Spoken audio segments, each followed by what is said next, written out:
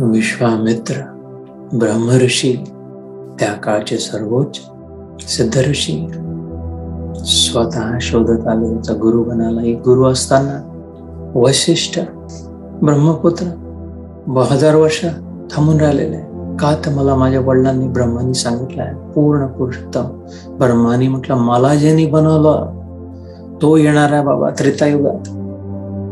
तू या रघुकुळाचा, रघुवंशाचा, सूर्यकुळाचा गुरु आहे. पुढे दिलीप राजा त्याचा तू गुरु बनशील, मग तू निघू शकते, त्याच्यानंतर सोडू शकते ही पृथ्वी. दिलीपचा पुत्र दशरथ, दशरथाच्या पोटी श्रीराम. नाही, मी अजून 150-200 वर्ष थांबतो त्याचा गुरु बनण्याचा. वशिष्ठ म्हणतात योग, मला माहित आहे तू कोण आहेस. ते वशिष्ठ